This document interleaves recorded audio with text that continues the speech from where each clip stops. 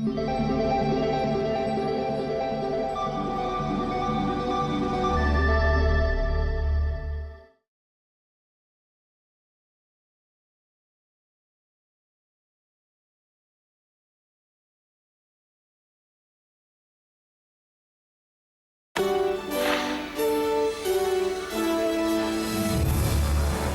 is American Morning for Monday, December 23rd, 2002. Legend of rock. Sad and sudden news. Founding father of punk rock, Joe Strummer, died yesterday. Vocalist and songwriter for the British punk band. His home in Somerset, apparently peacefully, of a heart attack. Joe Strummer est décédé hier à l'âge de 50 ans avec son groupe mythique créé en Angleterre en 75. We need Joe Strummer more than ever. I wouldn't be in a band had I not heard The Clash. Joe, we're going to have your name on the screen. Would you like anything under your name? Would you like Mescaleros, The Clash, or anything like that? I'd like you to write punk rock warlord, with warlord being one word. White riot, I want to riot. White riot, a riot on my own. White riot, I want to riot. White riot, a riot on my own. Black men got a lot of problems, but they don't mind on a break. White people go to school, where they teach you how to be thick. Everybody does just what you're told to. Nobody wants go to jail.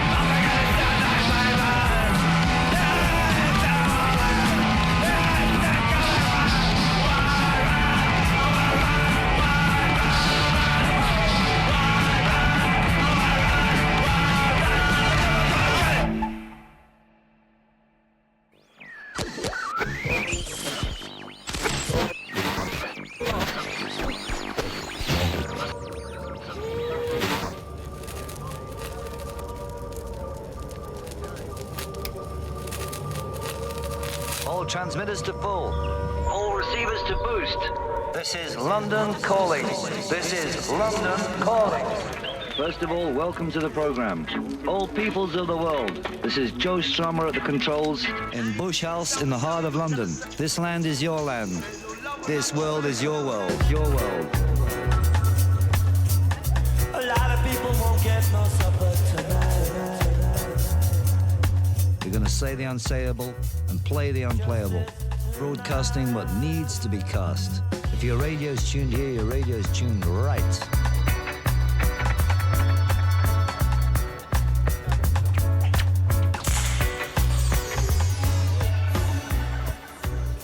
My father was born in India.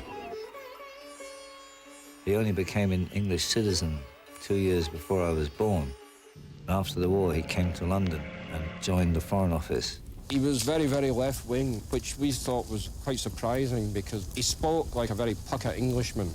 What on earth Ron was doing being a diplomat was completely beyond me.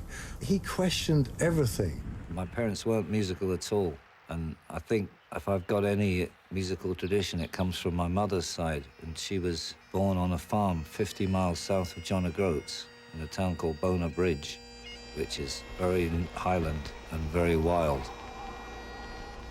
Anna was just this Scottish heather. And the great thing about Joe, he's got those two combinations, you know, of the generosity of Anna and the questioning of Ron. Fries, Turkish delight. My father was posted to Turkey, and that's why I was born there.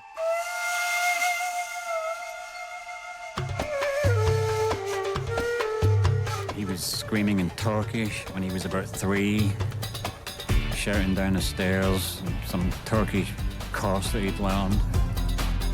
David was 18 months older than Joe, and they were just like chalk and cheese.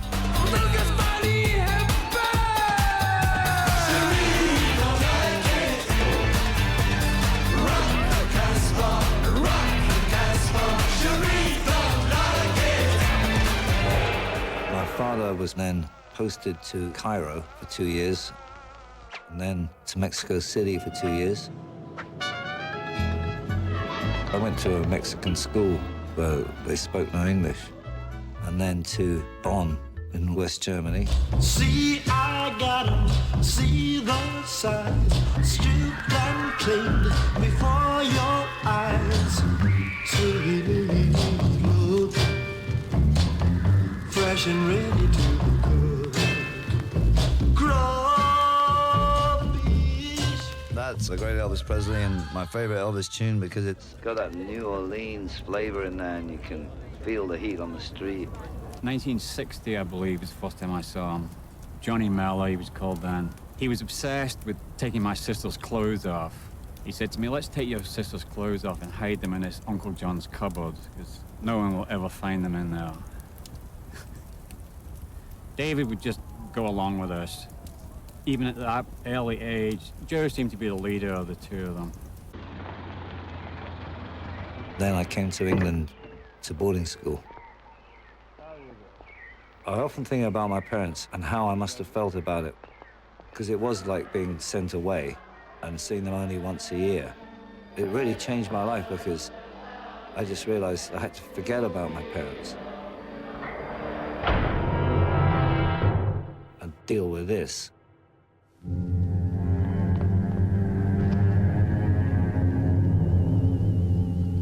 It was a school where people hung themselves. I quickly realized that you either became a power or you were crushed. I had a gang because I realized you had to fight fire with fire. It was either bully or be bullied. I was one of the principal bullies. And there was no protection from anybody or anything.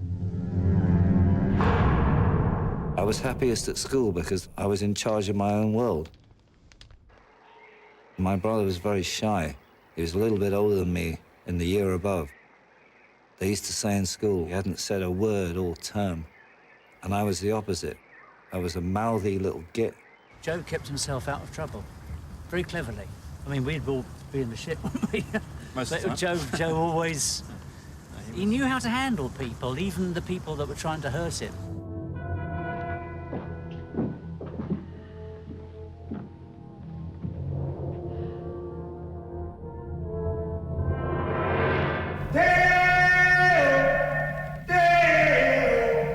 Work all night and a drink a rum. Reporting the Scouts is a good way of getting out of school for a weekend, I think was the reason that we joined. Stacks banana till the morning come. We used to spend a lot of time building camps and campfires and all that. Come, Mr. Tallyman, tally me banana. That's Harry Belafonte with a magnificent Deo. Takes me back to the old times. And all the time that we were at school, I never met his parents. It was as if they didn't exist. He'd go back for holidays.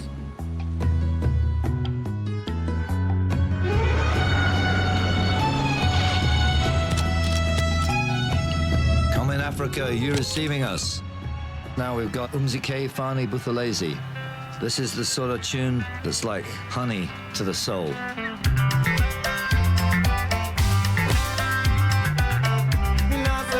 Malawi made a big impression on him. He liked the people. I think it just gave him a wider perspective in the world at a very early age. He would always bring stories back at the beginning of each term, plus a new collection of records.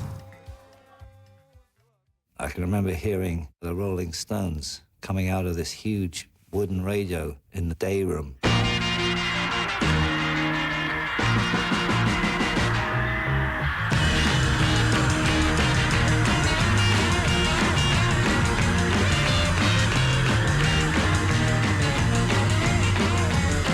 The sound was so different from what we were living in our actual day-to-day reality. It was the sound of another world.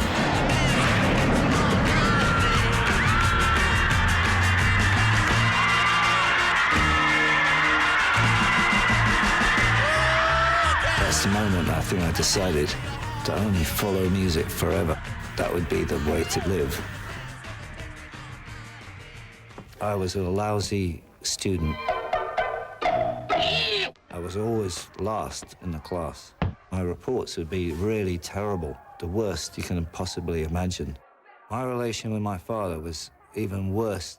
I began to dread seeing him, even once a year, because the report would arrive in the post, and then all hell would break loose. I would say from my upbringing that authority was something to be avoided, if possible, attacked. If you could get in and attack it and get away without being burnt, I would say that was high on the list of priorities. In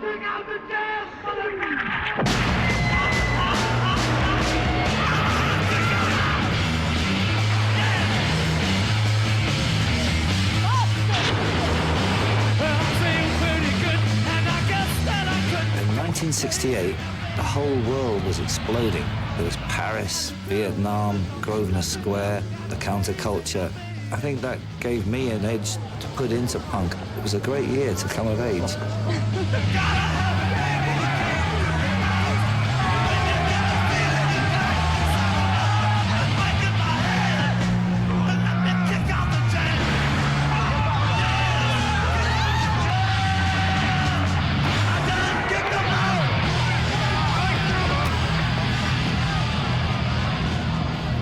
In a way why Joe was the way he was, but I could never understand what happened to David.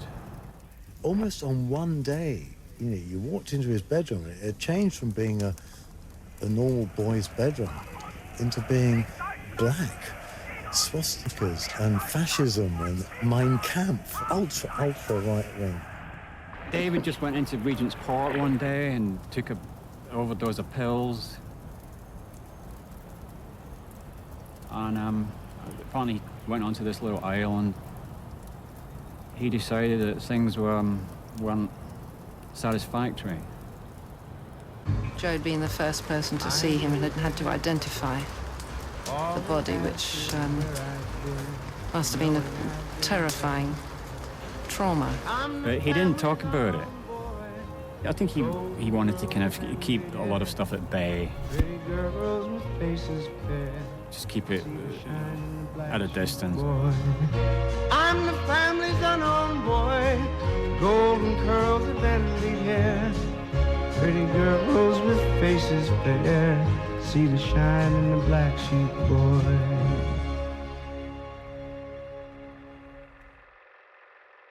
And that was the great Tim Hardin, perhaps a lost genius of music with Black Sheep Boy.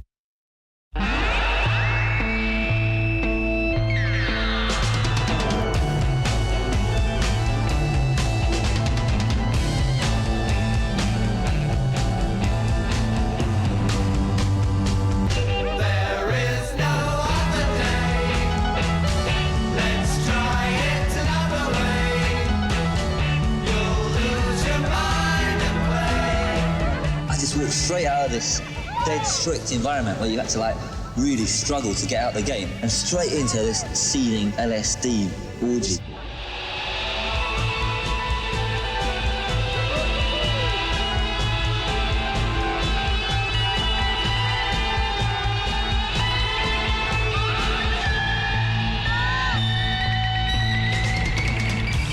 There's only one answer to what you're going to do after school, and that is art school. The last resort of malingerers and bluffers and people who don't want to work. But the rustler, Joe, whose name was John, said, oh, my name's Woody. In the dead hours of night. I said to him, oh, that's interesting. How'd you get the name Woody? And he said, oh, I just made it up on the spot. A battle to fight. I think because of Woody Guthrie. I met him at art college on the first day we lived together. He was instantly charismatic. Everything in the room focused around him. He always had a different way of putting things, a different angle on things.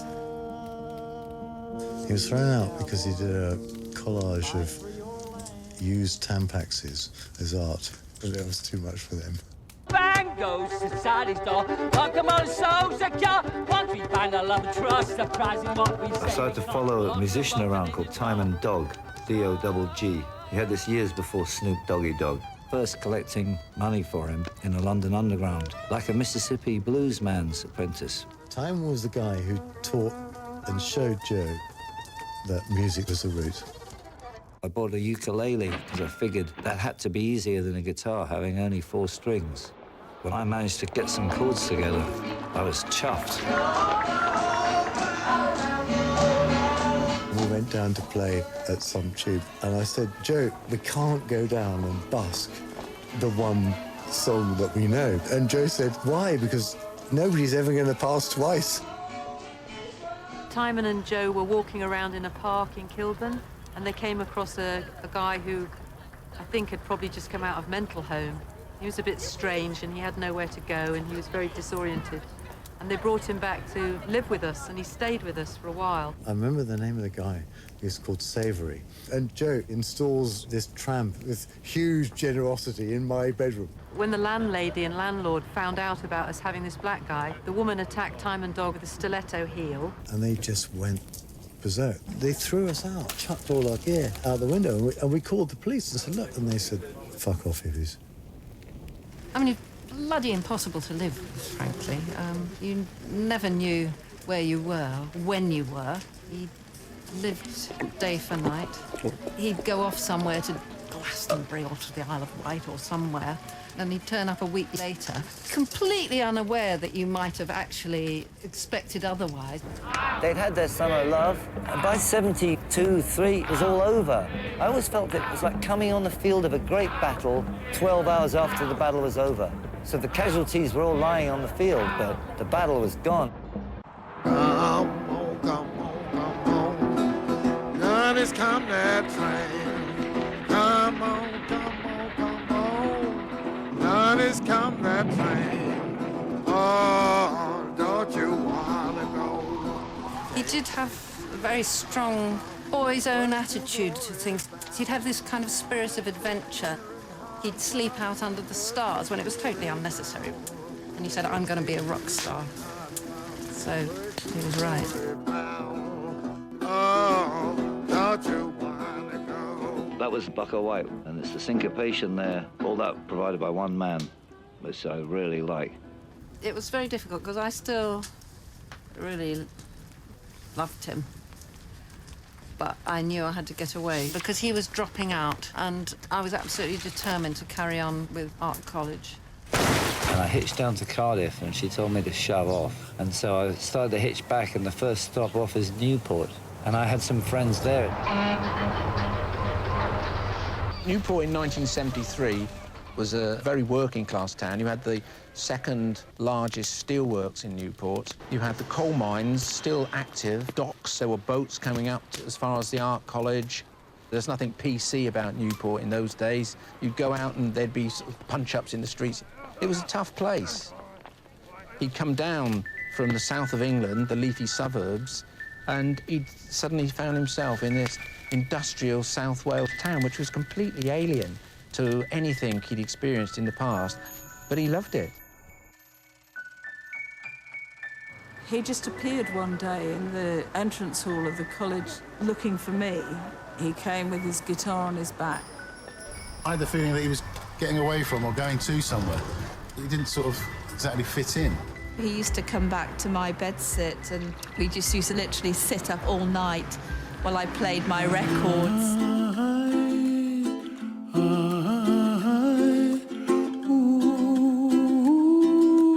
And he just looked at me and he said, "Is your mother proud of your eyelashes?"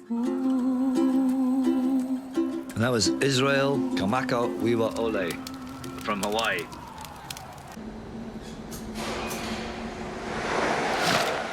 He used to sign on, and he got various jobs. He was working in a carpet factory and a rubber factory, you know, come back with rubber all over his head. He took a job in a graveyard. I wasn't strong enough to dig graves. First morning they told me to dig a grave. When they come back, I'd gone down about 3 inches.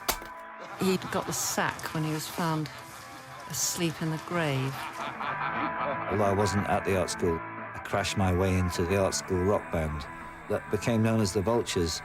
Really make it nasty and homemade, you know what I mean? Do you get loud enough? This is one of the first songs he wrote. Everybody ready? Take 4. I drew a cartoon saying how brilliant we were.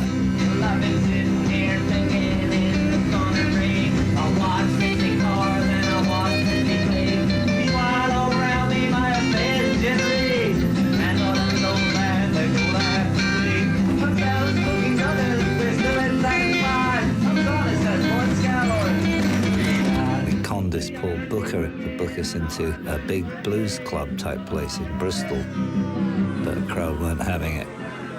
They pelted us with beer glasses. So after that night, I just realized I had to get back to the capital.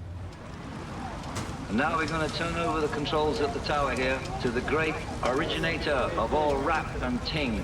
Mr. Uroy, let it roll. Instead of fussing and fighting, why not get together and live in one love and one unity, you know? By this time, they had this really huge squat scene rolling in West 9. On and rebel weaved into. In 1974, there were rows and rows of buildings all bought up by the council and just left to rot. There were hordes of people in London who couldn't afford to pay rent.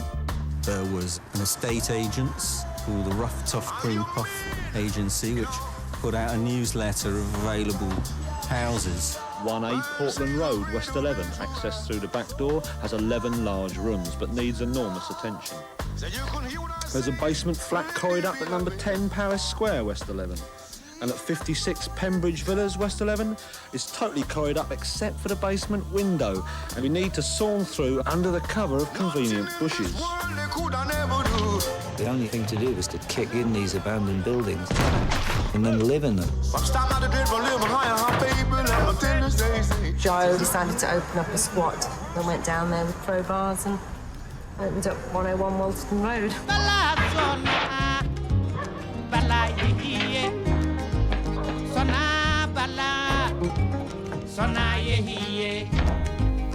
It wasn't just squatting because we were down and out. It was a political act that you can't leave buildings empty when there are people homeless. Like bathing in the cool water of a fragrant ocean. And that was the sound of Ernest Ranglin and the voice of Baba Mal of Senegal. I gathered the best people, i.e. people who weren't completely out of their minds, into one squat. And we formed a rock and roll band, the 101ers. Down the road, I come a jungle partner. And so a house band got going, and there was about 6 or 7 of us in it. There were some people running from the regime in Chile. I had a Chilean drummer called Antonio, but when he went on holiday, Richard Snakes Dudansky, he took over after Antonio split. I think he'd heard me banging around when I had a pair of bongos. He said, look, the drummer's gone, we've got a gig in 2 weeks. I thought we could mount an attack on a stage and, like, actually get paid. They were playing for the scene. That was their contribution. Communal entertainment, initially. When we get short of enough money for food, Joe would go out and bus and come back with money to buy provisions for the whole group. And he was like part of the community. In fact, Julien was the lead singer. And I got him in to sing because I thought I was chronic. I really did, right? Because I thought he was better, right? And Mickey Foot, who was working with me back then, right, he said, that other singer you got in, he just sounds just like you. I thought, well, fuck it.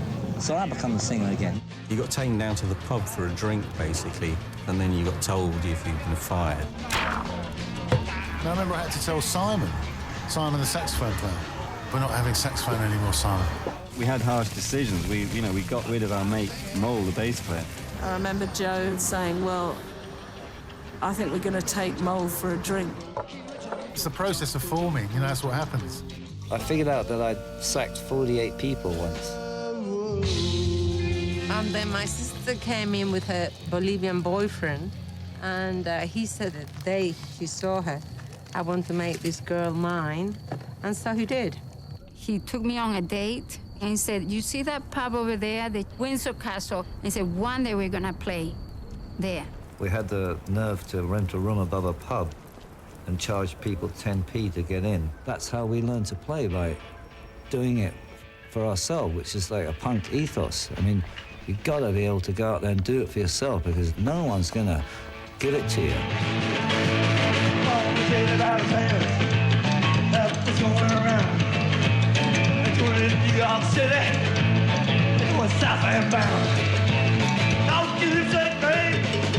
It soon became like a real big mashup. Gypsies would come and rip everybody off. Handbags would be flying out of the window and somebody would be catching them at the bottom. We were on stage playing and the police raided the place. And they didn't know who to search. With all these like filthy squatters and gypsies and God knows what in this room. Mayhem broke loose. We carried on playing to this crazy thing going on.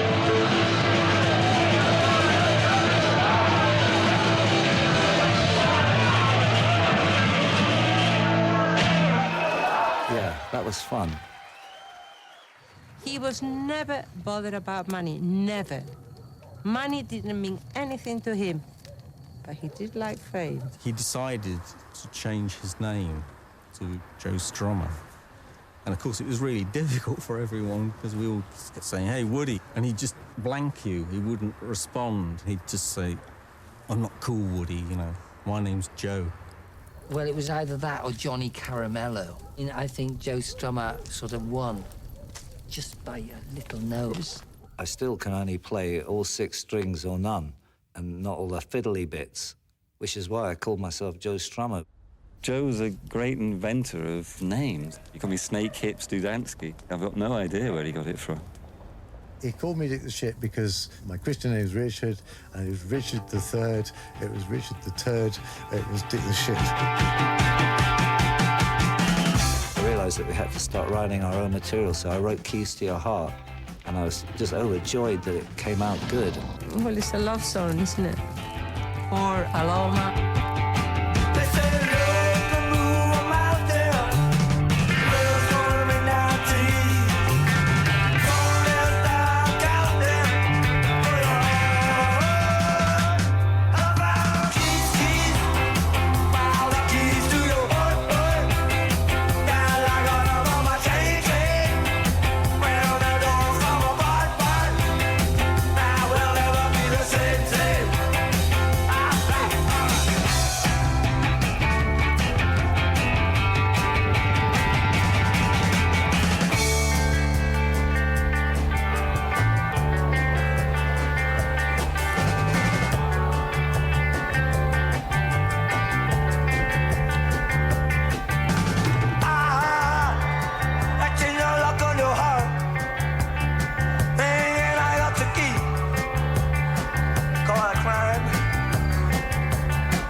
We'd seen Joe play over at the Ackham Hall and the Windsor Castle and quite a few other places. And the Judy who saw big blue policeman, a little black book, wrote it down. Even members of the Sex Pistols ended up there. They were watching that stuff while I was unaware of them, because it was the only jumping spot in West London on a Thursday.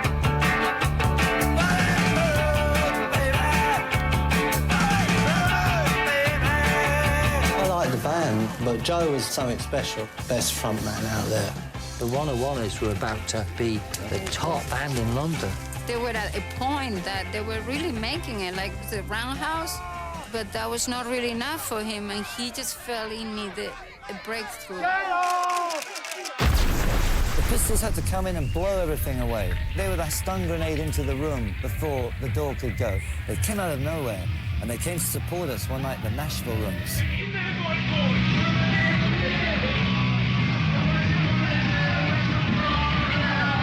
It was electrifying.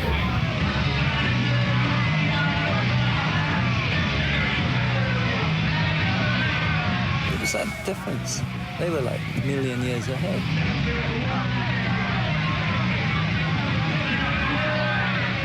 I think Joe was the only one that saw anything in it.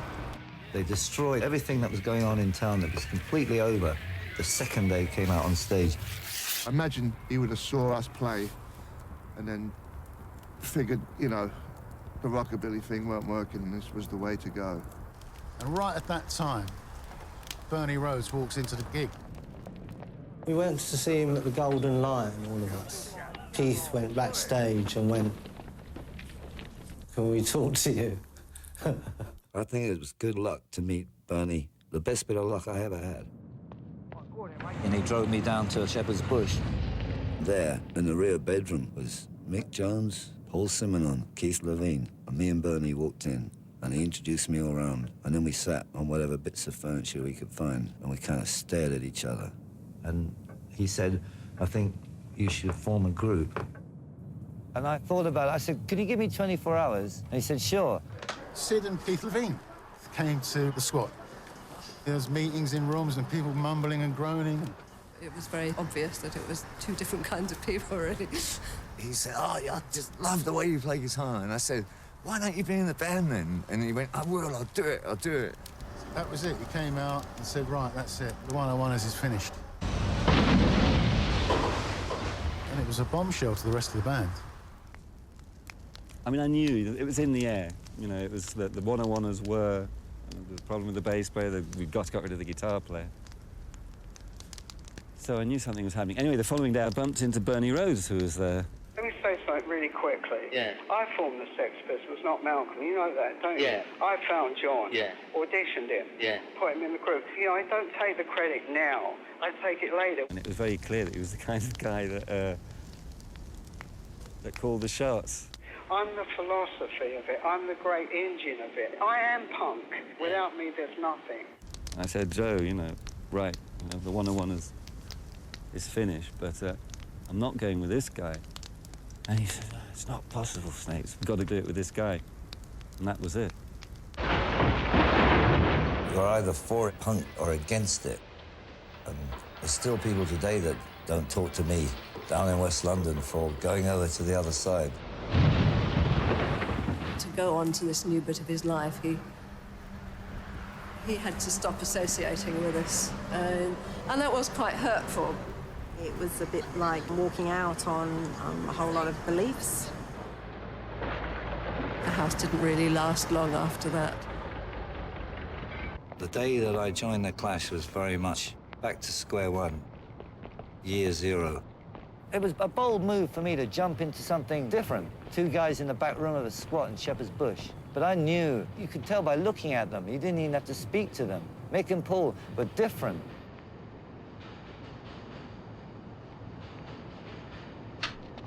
I think we started to rehearse that afternoon.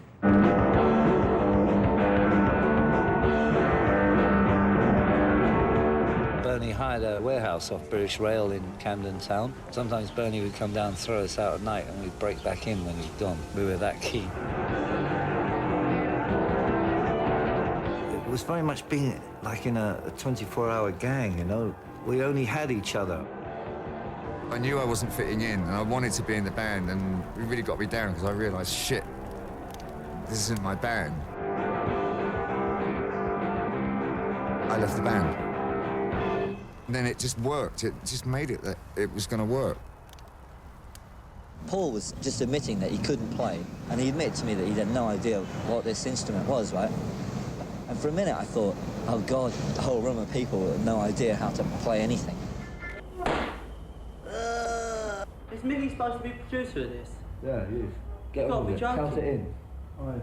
Shut your mouth and count it in. Don't tell me to shut my mouth. Right, mate. Go on, do that. We get really frustrated to have to quickly rush over and do all this. Give us an E.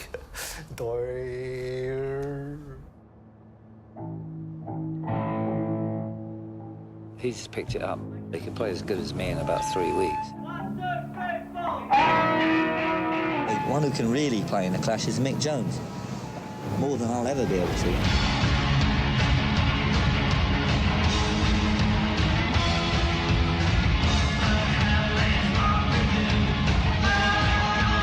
What happened to your teeth? My teeth? Yeah. I've never brushed them. And walking advert for brushing your teeth.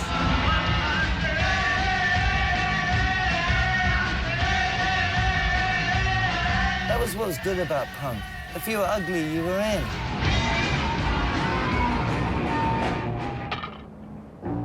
Sounds like low shit. Sounds great to me.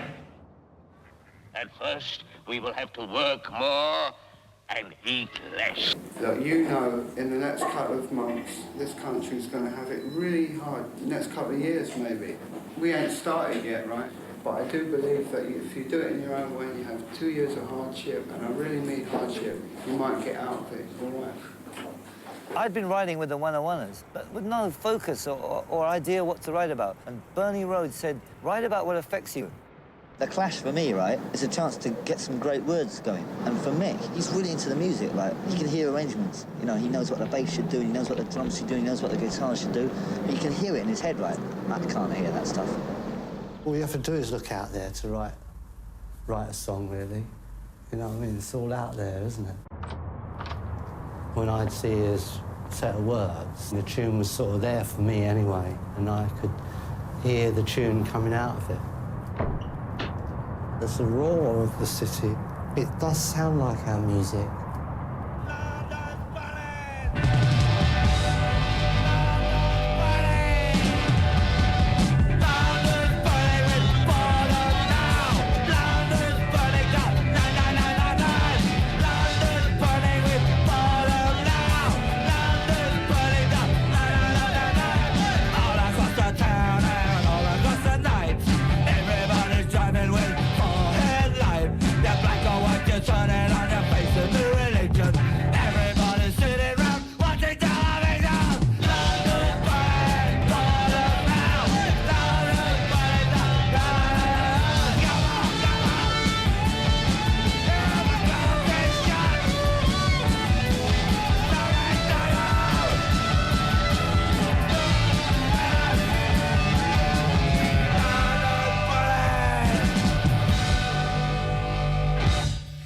Believe that you've got to live something to sing about it in a convincing way.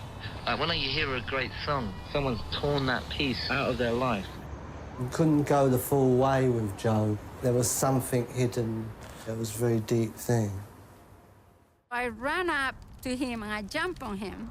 He's with his cool friends and they're all punked up and there's this long hair hippie girl jumping on him. And so he was kind of different, like a little awkward, and we never were like that. We were always very close. He was just very different, like trouble, and like serious, you know. He said, these hippies are all farts, smoking pot and all that, and so I changed. He had encouraged me to be in the Slits. He was showing me how to play the drums. He was supportive, but very soon it became not a good thing between us.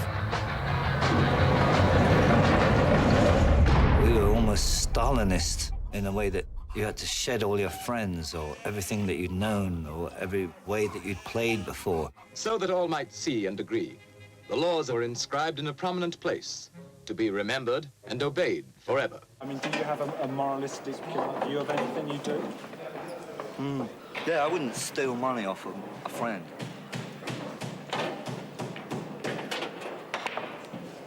But I'd steal his girlfriend. Right. I think too much, you know, or not enough. I mean, I think all the time. I think thinking is like real fun, you know? I get a lot of fun out of thinking. I mean, I can't see any other point to getting up in the morning, doing everything, and going to bed and getting up again. It's just the thinking that makes it a point to it, you know?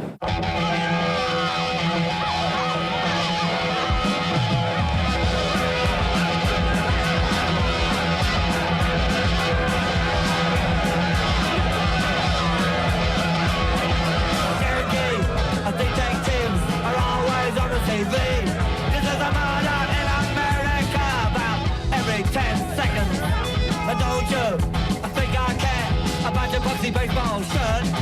I'd rather wear nothing but look like I'm ready to pack. I'm so bored with the USA.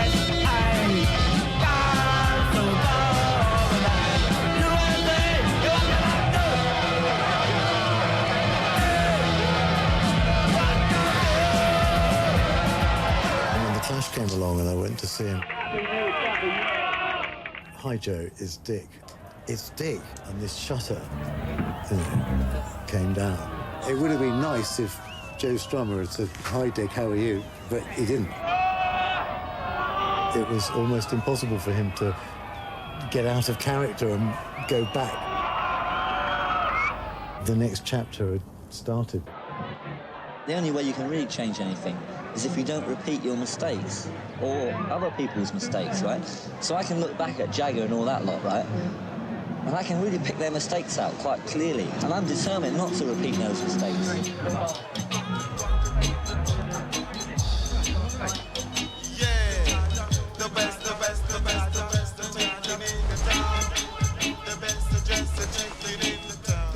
I value my existence by what I achieve, you know, by what I create. That's it.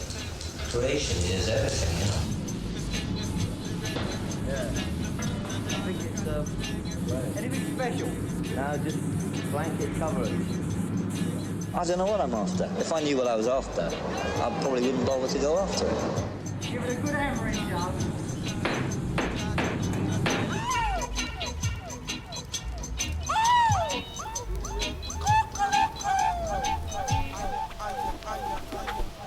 And this is Joe Strummer's London Calling on the World Service, coming out of one of these basements we have here in London, throbbing in the summer heat. That was Best Dressed Chicken in the Town by Dr. Alimantado. Well worth checking out him. To kids like me who didn't really read newspapers, he kind of informed us about events that were going on in the world and made us politically aware, I guess. One of the things I like this group to do is to try and stop loads of kids joining up to the National Front just because of ignorance.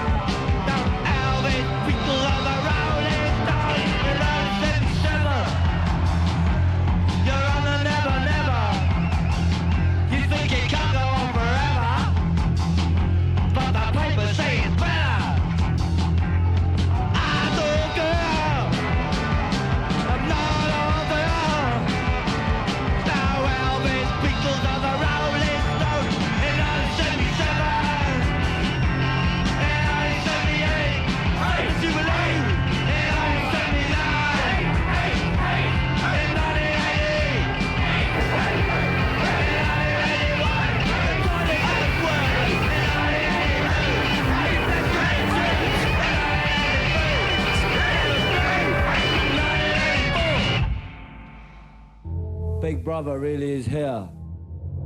It's worse now than ever. Even your Oyster card can tell where you were. They can tell where you're going. I haven't got one. There was a moment where the world stopped. I mean, everything just stopped. 1976, 1977. Suddenly, ideas became more important than guitar solos. And a certain integrity became more important than driving a Rolls-Royce into a swimming pool. Rock stars were like Greek gods. You were lucky to be in the room with them. Oh, look, that's me. That's me. All that came to an end after the Clash. There was a feeling that if the Clash could do it, you could do it. I just want to preserve, right, my personal freedom. I just want the right to choose, right? And it ain't no use me having the right to choose, right? And not everybody else to have it, right? Everyone's got to have it. I just thought I joined a band to go to parties and have fun, not to argue about politics night and day. It felt like me versus everyone else. That's why I left, because it's such a grueling onslaught the whole time. Mick found Topper, and Topper came down, and it just smoked.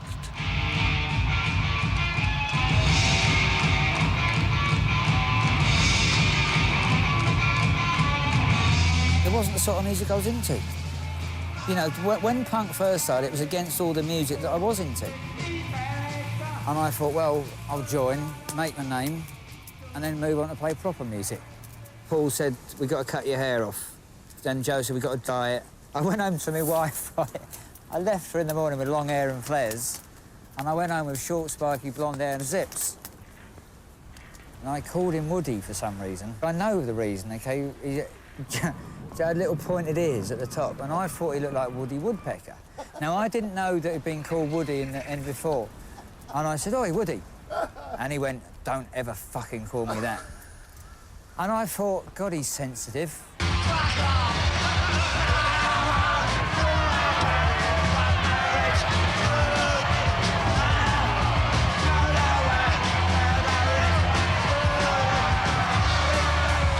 not a bad thing to have The Clash be your first ever rock show. 17 years old, hanging out with my mates, and we got into Trinity College, Dublin. At the back of the stage, they had a picture from the first album, which was a load of bobbies running down the street with truncheons, which was what was going on in London with the race riots. But in Ireland, it looked like Belfast. So it was a very, very, very tense moment as this backdrop was opened up. We'll have to roll the tanks, cue the Air Force, roll the Army and the Navy. And there was a real sense of jeopardy.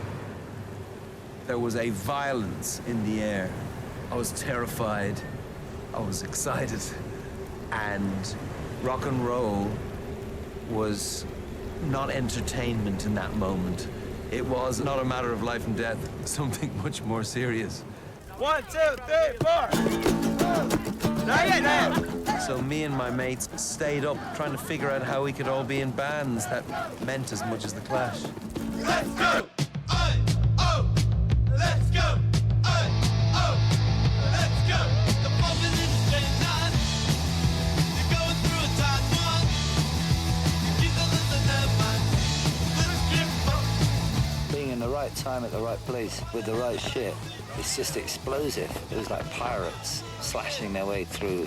We just got completely out of control. We had crews of people stealing cars, hopping rides, just following this thing.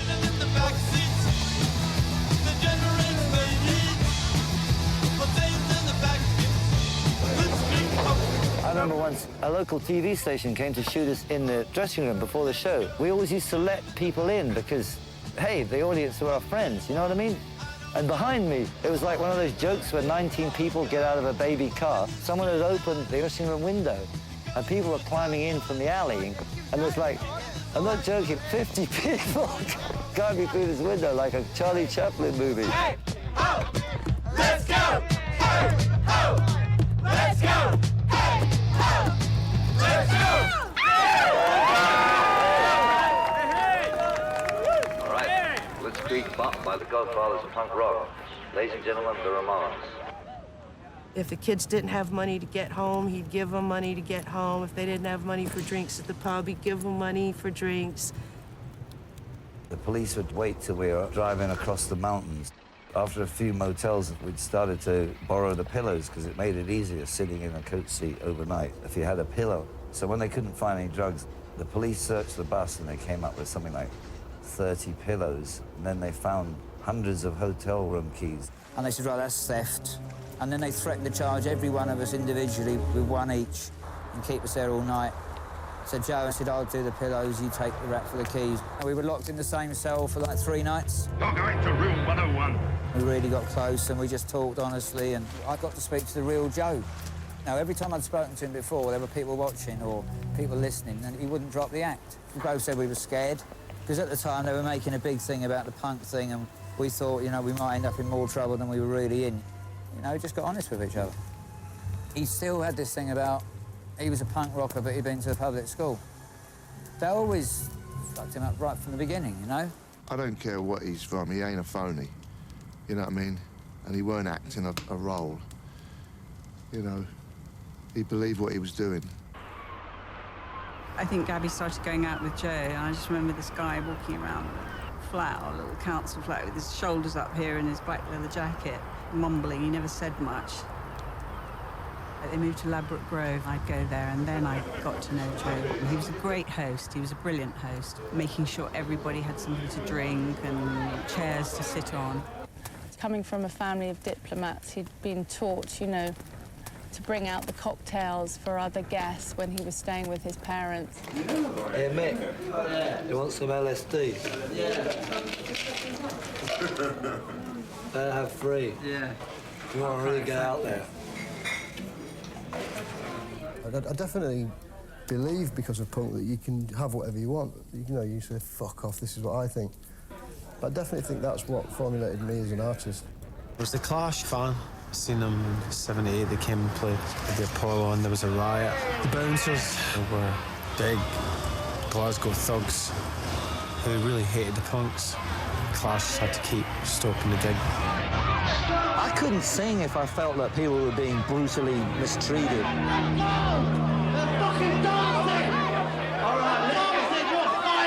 I really loved them because they stood up to the Bouncers. The audience are your friends, and you know better than them. We were one with the audience. You should never feel above anyone.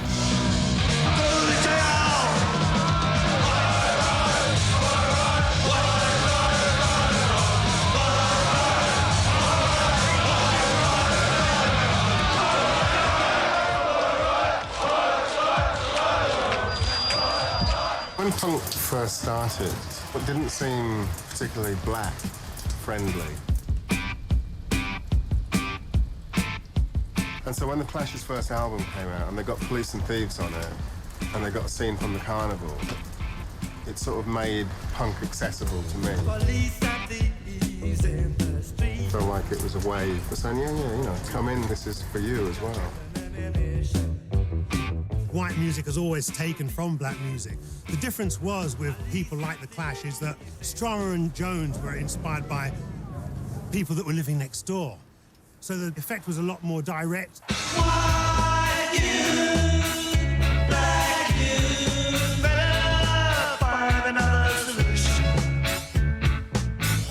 remember saying you can't hear the words. But the words are really great, man. Really great, and you can't hear them.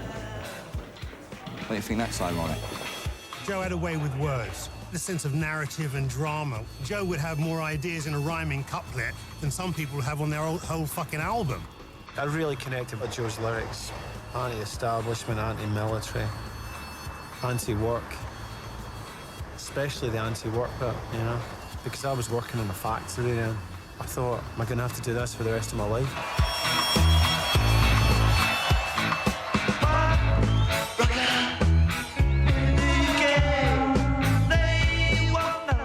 This is why we came up with so much idealism, because we figured we was going to need that much to combat a situation like being rich and famous. All I had was those blokes. I had to do something with them, right? I did as much as I could. No, I used to consider Bernie as a pain in the ass. He always just seemed to be stirring it up. He always wanted trouble. Joe, I didn't realise, was such a coward, right? Nick, I didn't realise was such an egomaniac. Paul, I didn't realise was such a pussy whip guy. And the other one I couldn't stand. He called me, what was it? Provincial tosser. Because I came from Dover. Bernie got sacked. All of a sudden we were on our own, as if like Daddy had gone away. And I think this is where we proved ourselves. We stayed in some shithole in Pimlico for 5 months. We were in trouble. We'd lost our management. We just sat there every day and wrote and wrote. And we got that thing down so good, we ran into a studio, we knocked the whole thing off in like 3 weeks and 2 days. London calling to the faraway towns. Now war is declared and battle come down. London calling to the underworld. Come out of the cupboard, you boys and girls. London calling, now don't look to us. Phony Beatlemania has bitten the dust. London calling, see we ain't got no swing except for the rain and the truncheon thing. The ice is coming, the sun's zooming in. Meltdown expected, the wheat is good in. Engines stop running, but I have no fear, cause London is drowning. I live by the river. At the time I was living lived right by the Thames. I was following a lot of the doom prophecies. You know, the scientists having the big arguments about who's right and who's wrong. One lot was saying the Ice Age is coming, and then another lot was saying we're going to collide with the sun, making you feel like I'm just an ant, is it worth living? Then they were going on, well, you better watch out down there on the Thames. You're due for a flood on the spring tide, and you're all going to drown. I was cheering myself up by putting all these ridiculous things into one basket. Played it to Mick, and he said he loved the song. He tapped the lyric sheet with his finger. He told me to write the message that we were going to call out around the world. It needed to break out and reach America. Now get this! London calling, yes, I was there too. And you know what they said? Well, some of it was true. London calling at the top of the dial. And after all this, won't you give me a smile?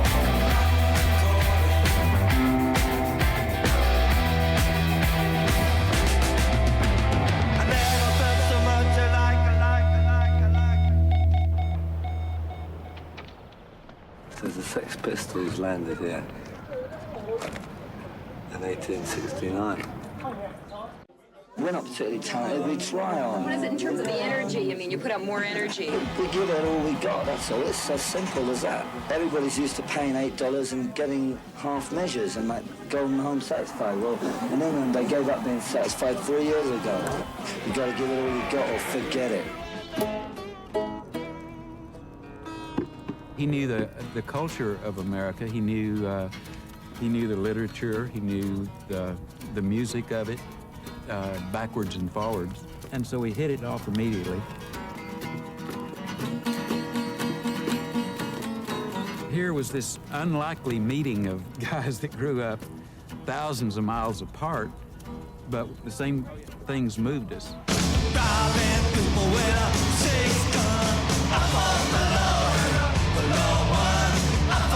He was passionate. He sang every word like he meant it.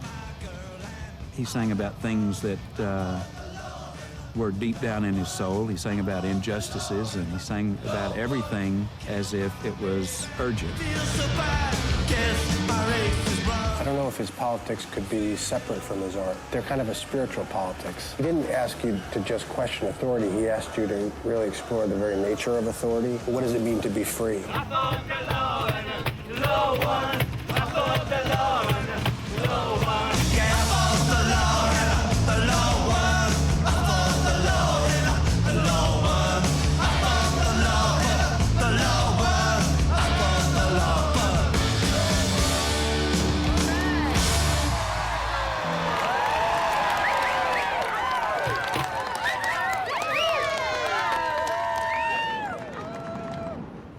I suppose the initial effect the Clash had on me was the proper effect. You know, you were experiencing a sincerity, not only in the lyrics, but in the music as well. You know, there was a truth in the attack. They sort of pretended that they hated America, but Joe loved cowboy stuff and big cars and big pizzas, and when you went to the bar, a single was a double. Honey, I forgot to duck. So there was a lot of things that they liked about America. I came out of the Vietnam War, and I was very much into people's liberation struggles. In '76, I got very involved with the Sandinistas. There was a sort of teenage revolution where the people actually, for once, took control of their own country for the first time. I was given, as a gift, these street fighting scarves that they used in Esteli. Esteli's a small town in Nicaragua, so that the Somoza troops wouldn't know who they were. Then I gave these to Joe and Mick. They decided to call the record Sandinista to redress the lack of information that was in the papers. I never knew who the Sandinistas were or where Nicaragua was. The lyrics of Joe Strummer were like an atlas. They opened up the world to me and to other people who came from a kind of blank suburbia. It's up to you not to heed the call of I don't wanna die.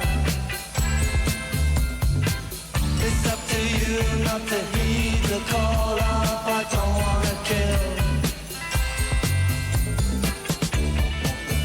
As soon as the people got hold of the idea that, all right, it's punk, we get it. bam, we got it. And then when we started to play other things, you get a lot of abuse, especially in Britain. I mean, my favorite Clash record is Sandinista, and the whole concept of that record of people standing up for their brothers and sisters and not taking any shit. There's like the same ethos of punk rock. But they couldn't have been my favorite band of all time if every record hadn't grown and hadn't gotten better and hadn't changed. And it's the biggest inspiration for me with our band, with the Chili Peppers. I mean, because there's no point in carrying on if you don't have something new to say. Sandinista, the triple, for the price of one. We wanted it released for a low price, because we felt that records were generally overpriced. And that's when the record company Freak, they were quite happy to bury that one, I think. You learn a lot about life, getting shafted royally. And anyway, after Sandinista, I realized that I wanted Bernie back. I still think Bernie's a creative individual, and I was missing his input. It was a question of either Joe was going to leave or Bernie came back. So Bernie came back. With a vengeance. The Clash was a rusty old wreck, and I had to grab it and do it up and put my engine in it, my updated engine. Yeah. Would you like to interview our manager while he's here? Catch him while he's hot. Bernie. Bernie. Bernie. Oh, no, leave him. Let him sit. Sorry, that's Bernie Rose. Sorry about that. Come back. He invented punk. It's obviously too much for him. The Clash became like a family. It was like warring brothers. I think the others kind of looked up to Joe. Joe was like the big brother. He was a bit older, I think that made a difference, and he was probably the most forceful. Then we found our greatest success in commercial terms. The Clash invade America, next Off the Record.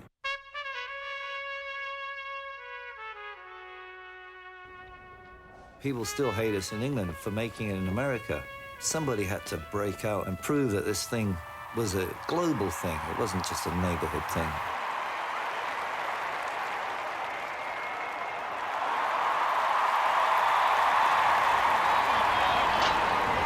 Only half the people could get in, and they started rioting in Times Square. And it was right across the States, the first time since Frank Sinatra that they had to close off Times Square. It's a madhouse. It's crazy in there. The Bond's manager, Joel Heller, denied his club had done anything wrong. Well, no one, I cannot say that we overbooked. All over New York, you could hear our stuff coming out. There was a black mix of Mag 7. That was coming out of every ghetto blaster in the city every hour. That summer, that moment, we had New York.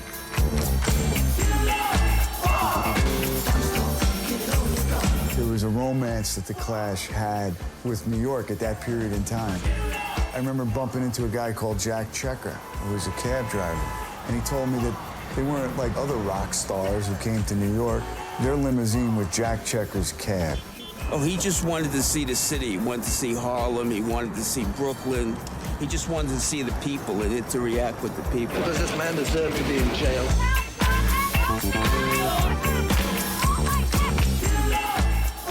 I mean, they took New York, and all the artists wanted to see them and wanted to check them out. The Clash was a revelation. It's something. It took us back to the first excitement of hearing rock and roll for the first time. And all that sound about Raging Bull. Interestingly enough, in Raging Bull, the music that is there is music from the 40s and 50s and opera. But the place I went for the source, for creativity, came from the Clash, really.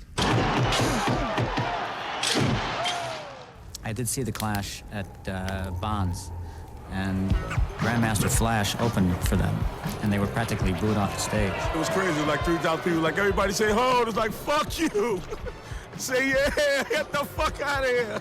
When the Clash came out, Joe reprimanded the whole place, you know, and said, you gotta give him a chance, you gotta listen, like, don't do that.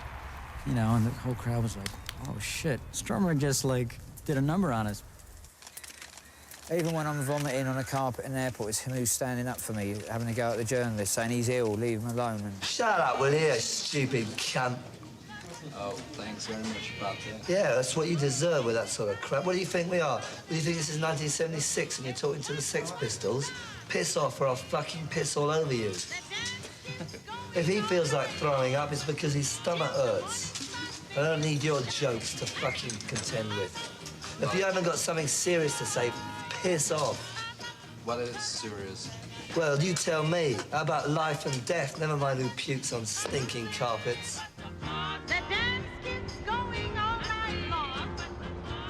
There were parts of his character that I didn't like. I had my girlfriend on the road with me.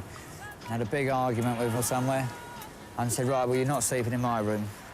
I woke up the next morning and she'd spent the night with Joe, you know, and that kind of really hurt. I felt really betrayed, and he did it with me, he did it with other people as well, you know? We'd lost that unity. I was already starting to disappear at my own arse. Joe was having doubts. I think he was already becoming embarrassed by the fact we were so successful. And Mick wouldn't travel on the bus unless he had a spliff. Everybody's got their weaknesses, you know. I'm having a nervous breakdown. We got fed up with each other. We've been living in each other's pockets for year upon year. We never had a holiday. Groups now have a holiday. They go away, they get their heads together. We never had any of that. We just continually work. And Mick thought if he didn't want to play White Riot, none of us could. I made a comment which was probably out of order, and I probably shouldn't have said it, but I did, and that's what sparked the whole thing up. And it was directly related to his presence on the stage. He went, "You've got no respect for the stage." And I said, "Don't fucking tell me about the stage." And then he threw his vodka and orange in my face. So I hit him as hard as I could in the center of the forehead. It was one fuck of a punch, and it drew blood, you know? That's what people call musical differences, ain't it? Mick didn't like White Riot. But Joe looked as shocked as Mick did. Fuck me, what have I done here, you know? Nervous breakdown. Well, I'm no boxer, but I guess that was a triple hook combination with a double uppercut. Eddie Cochran there, nervous breakdown. And it was over the next thing, and I was laughing my head off. Suddenly you're on the Saturday Night Live, you get on Johnny Carson, you're on talk shows. We weren't prepared, funnily enough, after all the years of struggle, to actually be there. Everybody began to get big-headed. It was just falling apart. Never at any one time were the four of us in the studio at the same time. I turn up at Electric Ladyland Studios and no one was there. I've got this idea on the piano. If I put the drums down, and I can put the piano over the top, and when the others come in, I can say, this is my idea. So I put the drums down, put the piano down, and still no one was there. So I picked up the bass and put the bass down quickly, and added the percussion. And by the time they came, I said, listen, I've got this idea. And I played it to them, and it was virtually completed. It was Joe actually said, well, that's brilliant. Bernie came in and he said, why does everything have to be a raga? And we went, what? He said, everything's going on for 6 minutes. How are we going to get this stuff on a record? And then he left, and we started to laugh about the raga. I went back to the Iroquois Hotel on 44th, and it was already daylight again. I had a typewriter in the room, and I went over to the typewriter and I typed, now the king told the boogeyman, you have to let that raga drop. I was tired out of my mind, and that paper sticking out of the typewriter was irresistible. I just sat down and I did the whole lyric to Rock the Casbah. There's no tenderness or humanity in fanaticism. That's what I was trying to say in Rock the Casbah. Mick and Joe's relationship had become really difficult. You know, we used to drive around there and he used to post lyrics through the letterbox. He didn't want to see him, he didn't want to write with him. I got worried at that point that Mick would lead us into disaster through his complete idealism and refusal to compromise in order to operate in the real world.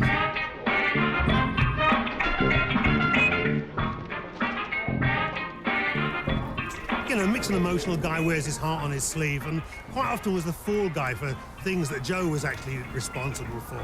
And Mick took a lot of undue flack, but that was Joe doing his Machiavellian manoeuvring number so that he wasn't the bad guy. But we're not very good at making life easy for ourselves. We never have been. We keep going because, like, we are the real McCoy.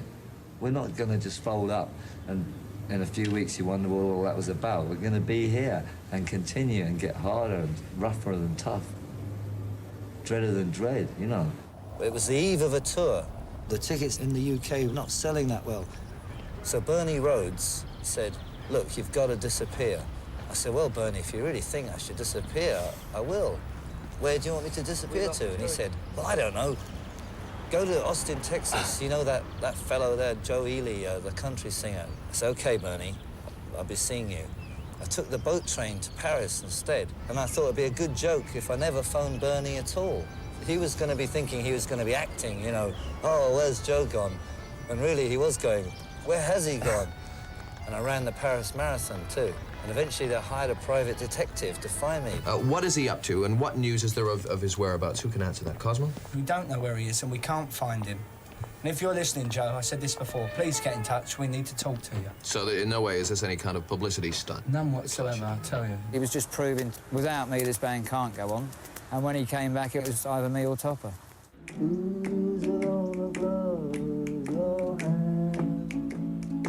I can't deny that I wasn't firing on all cylinders. When you use drugs, you don't care anymore.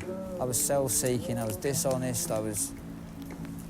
You know, I didn't really give a fuck about anyone. They have to undo my boots for me because I can't undo them. Oh, right. Yeah, hurry up.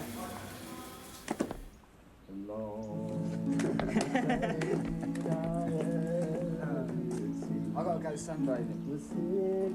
You go sunbathing. Bye, Topper. Down the railway track. There wasn't a lot of choice, really. You can't have a band where the drummer is so out of it he can hardly play sometimes, and he's always late. I burst into tears, right? Mick was crying. Then Joe kind of softened. He said, listen, it's not the end. If you pull yourself together, we'll say you've been sacked for... You've got nervous exhaustion. And if you get yourself together by the time we come back, you've got the gig. I tried to stop. And about a week after they started the American tour, I think Joe got drunk and he said, we had to get rid of Topper because he was a heroin addict. And overnight, you know what I mean, I was Topper from the Clash resting through nervous exhaustion to being sacked for being a junkie. And that's when I started injecting. While I was playing hooky, everybody had a row, and Topper just decided that he obviously didn't think I was ever coming back, and he decided to cut out. You know, we're playing with a guy called Terry Chimes, who played on our first album, and maybe we'll stick with him. I was living in a squat in Fulham with no windows, sleeping with my dog under the carpet. I'm seeing my song on a video with some other bloke playing in it.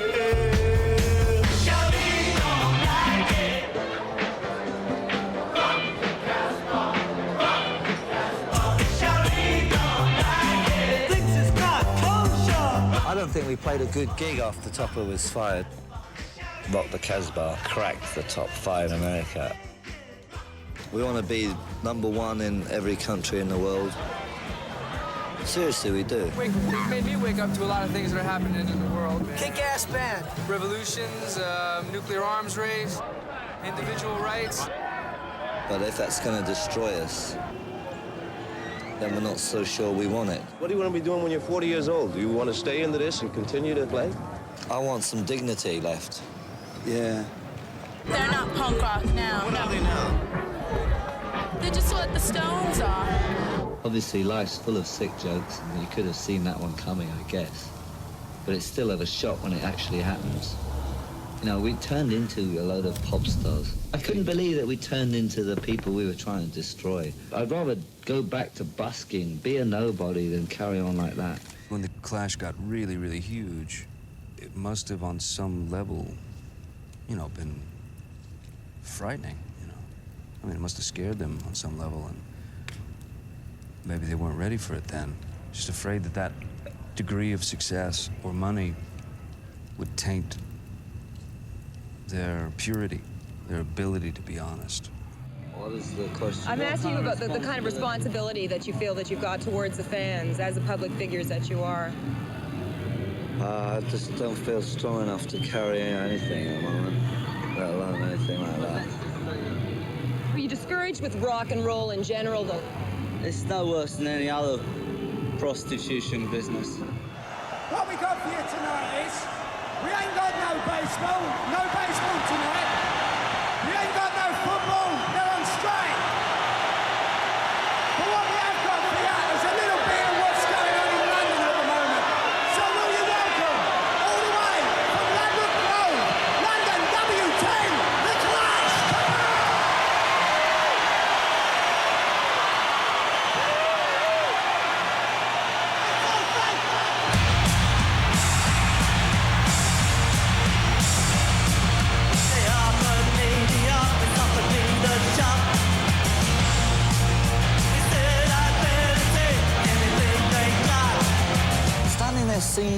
songs, while it got bigger and bigger towards the end, for some reason, I began to feel worse and worse. It's something to do with what those songs are saying.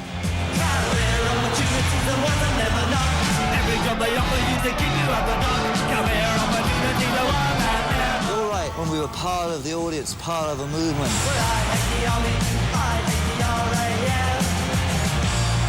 Once it became thousands of miles removed from that, I began to freak out.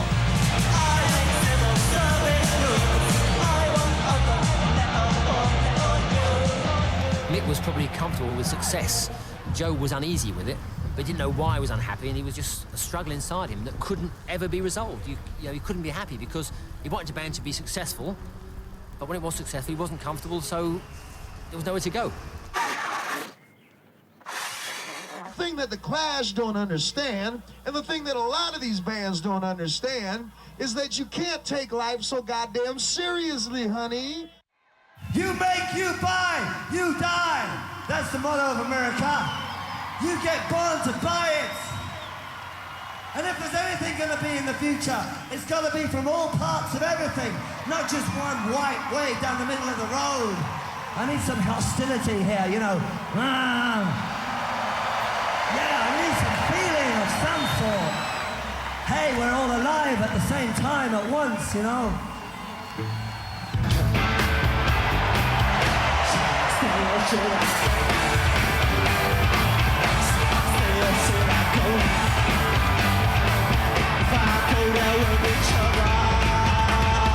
And if I stay, there will be trouble. So you got to let me know.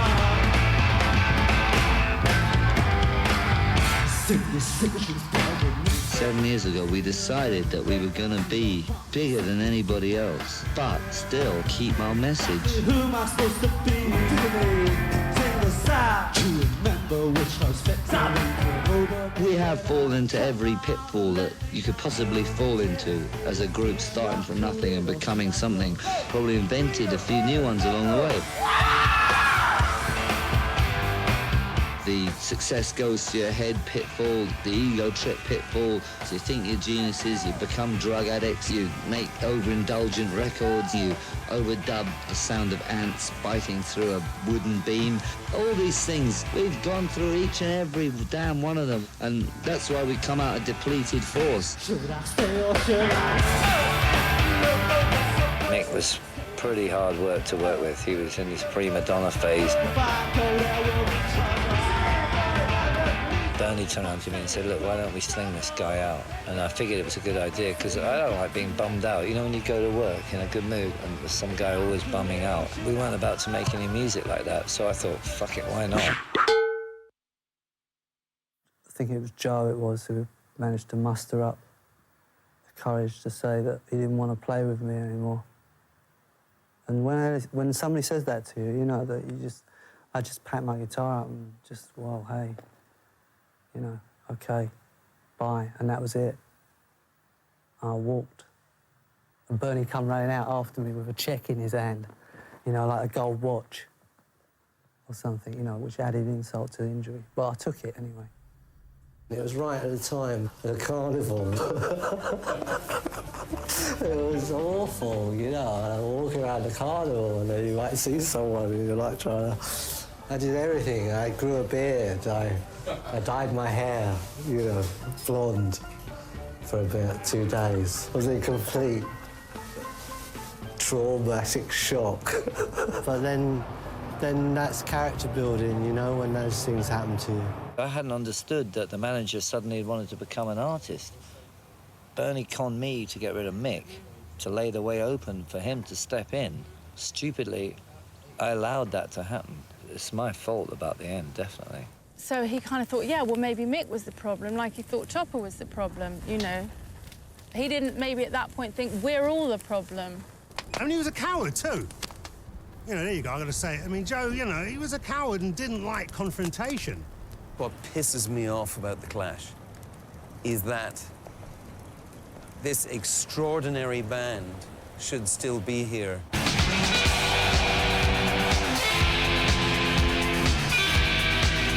We had to restructure our group to get rocking again.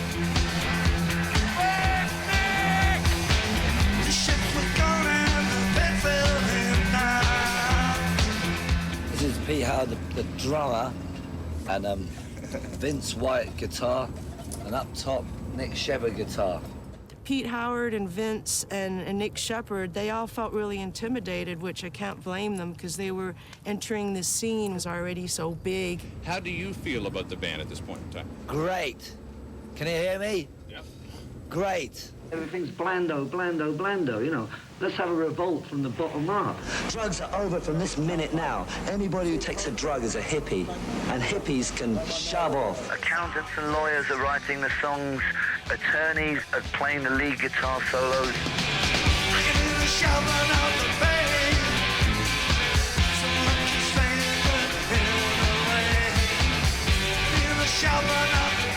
Bernie Rhodes wanted to really take over big time, and he wanted to be the producer, and I let that happen. Everything was wrong. There was no vibe. It was all Bernard's ego. Eventually, I snapped. Strummer, he was a bloke to do the job. He was temporary. He wasn't permanent. And that was the end of it.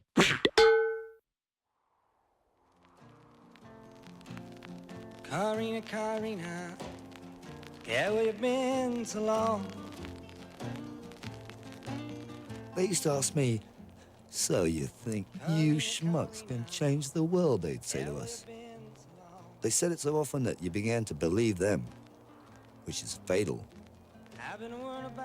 Trust thyself. Baby, please come home. Joe came into Granada in 1984. He was looking for the Federico Garcia Lorca things. Quickly, the gossip spread in the city that this guy who is like a hippie, he's so dirty, he seems to be Joe Strummer. So I went to the bar and said, hey, are you Joe Strummer? He told me in Spanish, sí, hombre, ¿qué quieres beber? So, what do you want to drink? He told me that he felt so frustrated, so alone, so lonely. He was unsatisfied with what he was doing. And while watching the Alhambra, say, my brother should be here. If he knew Granada before, he probably wouldn't commit suicide. And suddenly he told me how wonderful it is to be alive. That's Bob Dylan with Karina Karina and his wild scratching posse of hip-hop artists. Recorded live at the Village Vanguard down in Old Manhattan. Even though Joe was a natural preacher, and even though he was a really righteous preacher, the very fact that he became a preacher in some ways was maybe a betrayal of his own best instinct. And I always sort of felt like he spent those kind of wilderness years almost doing penance. You know, I had to really disassemble myself and examine all the pieces and put myself back together. I really felt completely destroyed by that experience. And also, my father had died while we were on the last tour. And when I came home, my mother started to sicken, and then she died after the end of that year. You know, I lost my parents, my group. You want to think about things, you know, you become a different person. No more was I an adolescent. I'm a London parent. I've got kids now. Joe had to really exorcise the ghost of the Clash. It was a journey that he had to take through where he'd been, what he'd achieved, and his part in it all exploding.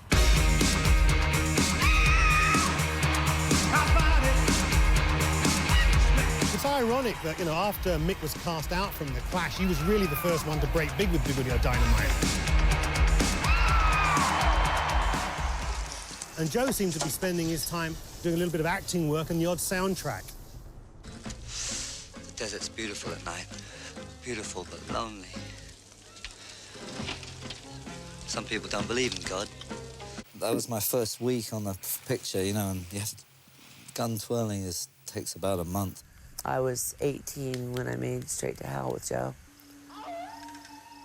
I was broke, I was busted, I was in love with a total loser, and I had no place to go in London. And I called Joe, and him and his wife and his children took me in like I was, you know, their family. It's great having kids, because that brings you back down to earth. You do find yourself shouting, turn the bloody music down, you know, turn that rabble. I guess it's some sort of learning thing that we've got to go through. Us rebels thought that we could somehow escape, you know, but it's all in us somewhere, isn't it? We become our parents slowly but surely. I I saw him withdraw. He would just completely cut off and go to his cabin or his cell or his whatever he created that was very private, and he'd retreat to that and he'd do his thing. So I suppose in the conventional term, he wasn't 100% brilliant father. When he was on, he was fantastic, and when he was off, he was just not available. He really loved those girls. There were a lot of uncertainties with Joe, but that was one thing that was very clear. You were lead singer of The Clash for many years, and... Many. Now you're hanging around. Are you looking to form another band? No, I'm kind of just doing a bit of music for film. But I'm not really looking at that as something to do long term. I'm more like trying to get my bearings, you know. It takes a while to recover from 10 years on the road with one group, you know. I can't seem to snap into it that quickly. I got a phone call from him, like, you know, Xander, we're up here in San Francisco, you know, at Russian Hill Studio, and I want you to come up and bring your Spanish guitar. You know, it was like, that was the message. That was my call to arms to be a part of that Walker soundtrack. I think Walker was one of the finest things that he ever did. He was really proud of that. No one's ever heard it, but never mind. I am actually in it as an extra. I grew a beard and grew my hair really long. I used to run about wearing rags.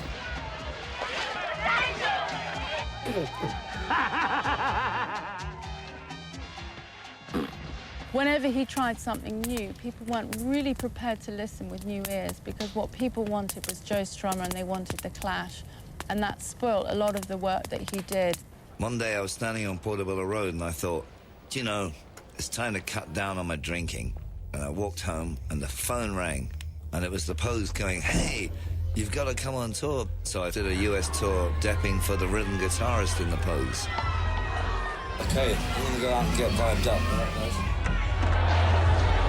I think the Pogues gave Joe a good appetite to start playing live again himself, you know.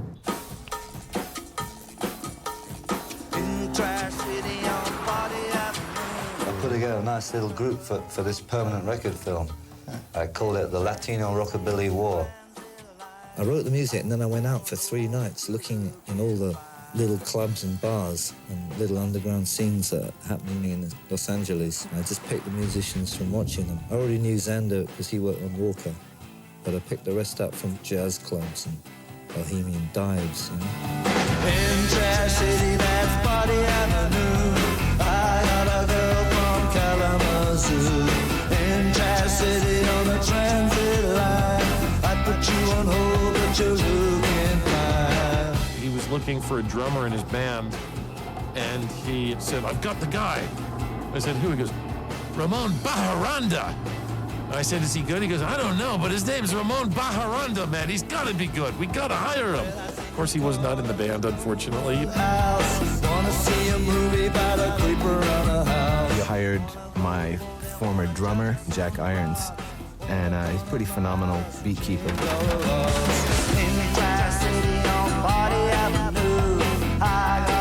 I thought that was pretty amazing because at the time, Jack was in a mental institution.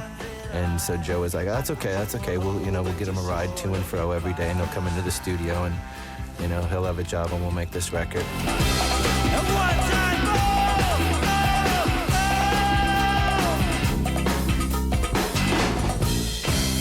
I think if your projects are consistently failing, if they weren't selling records or people weren't really listening, I think ultimately that wears you down. I'm still signed to Epic from the Clash days. Mm-hmm. And you have no great desire to do a record for him? For Epic? Yeah. Well, I expect sometime in the last 4 years someone would ring me up and heaven me, but nobody ever did. He was quite depressed. He was not happy. I mean, the whole process of Earthquake Weather, in retrospect, I see it as he had masterminded his own death at Epic, Just fucking release me once and for all. I mean, I'm gonna take a $500,000 budget and make a $500,000 art record. And they hated it. I had the head of the label and a bunch of this sort of brass from Epic assembled at Baby O Studios in Hollywood to hear the record. I can't find him anywhere, and he's not at the studio. And I go to the house, and I see in the driveway there's a yellow piece of legal paper nailed to the door. Dear Jerry, : don't be mad, dash. I wish I still had this. I've gone to the desert. We'll be back on, : Sunday, Monday, Tuesday, Wednesday, Thursday, Friday, Saturday, and then he circled Thursday. Joe couldn't just write, I'll be back Thursday. Probably didn't even know until he saw all the days of the week written out in his own hand. Thursday. And he came back Thursday, and it was too late. Everyone had gone back to New York, and he made that record a self-fulfilling prophecy, I think. He didn't have his confidence back yet. The guy fucking intended on shooting himself in the foot, sabotaging his career, and possibly any kind of relationships that he had that he didn't want to be in. He needed to make some serious changes in order to be happy. He had to find a place in himself where he was happy with just being Joe and letting go. Was part of the reason why I shut down shop after earthquake weather, because I realized I was contracted to these people on a never-ending contract. So I was kind of fucked, and I decided to bore them out. For the next 8 years, I figured out how to get out of the contract. I guess it was kind of a dark period for him in some ways when we became friends, you know. He had a lot of frustrations about his life in general. I'm sure other people have brought up, you know, the Strummer's law of no input, no output, because he was always interested in taking things in. You know, that period maybe was very important for him and fertile, but I think maybe a little painful at times. And I cornered him in the kitchen. And I said to him, Joe, do you think we'll ever work together again? And it's one of the most brilliant things he ever said to me. He said, don't be stupid, man. I was like, and it was like one of those ambiguous, like, Joe-isms. It's like, don't be stupid, man, of course. Or don't be stupid, man, move on, it's over. Jim asked me to be in his film Mystery Train. And he said that Strummer was going to play one of the parts. I was as nervous to work with him than if he told me I was going to work with Marlon Brando or De Niro or somebody, you know, that it was Strummer. I was like, all right, just calm down. It's okay. You could do this. I was hoping that maturity would arrive. I'm still waiting at the station for it. Yeah, I found you can't just walk in there and expect to get a result. Sorry. A bit like you couldn't really walk into a studio if you never thought about music and put down a good album. Used to go from high to down easily. He was really emotional. Good morning, Saudi Arabia. Kicking off Desert Shield Network, FM 107. And we started off rocking the Casbah. I saw him crying because he saw in the news a bomb, an American bomb, prepared to be thrown in Iraq, was reaching Rock the Casbah.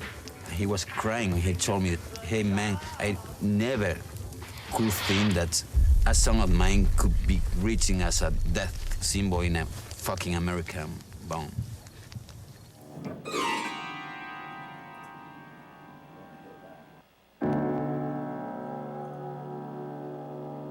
I used to call him Chief Thundercloud, because he was in a very dark space.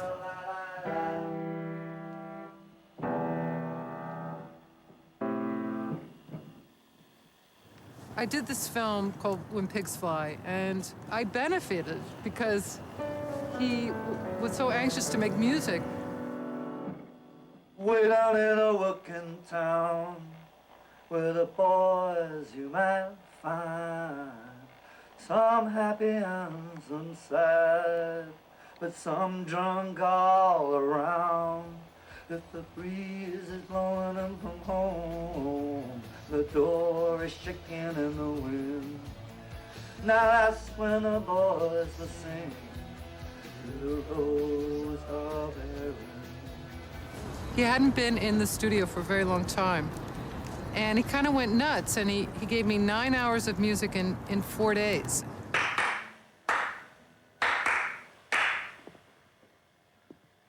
Oh no! Bollocks. Well, you always, every time you get something happening, you always go over it by later in the fury of it. Could you play me the rest of it? You haven't run back, have you? Could you go right to the end to see what's left after that stupid fool clapped on it? Bloody hell! What a pillock! Imagine that you're a rock and roller, and say you were in a big band like I was and what have you, and time goes by, and then you meet a 17-year-old guy. He's never heard of The Clash. And that's the moment that my feet touch the ground again. I've got ideas for the new world. I can't go back. Be like a living museum. No, I just want to get out there and do something new, and then you get your own energy from the newness of it. I think it says in the Bible, there's a time to dance to techno and a time not to. We've got new, fresh sounds every week. You can't even keep up with it. Have you tried keeping up with, like, techno, hardcore, trance, intellecno? It's a hotbed of creativity, and that's a fact.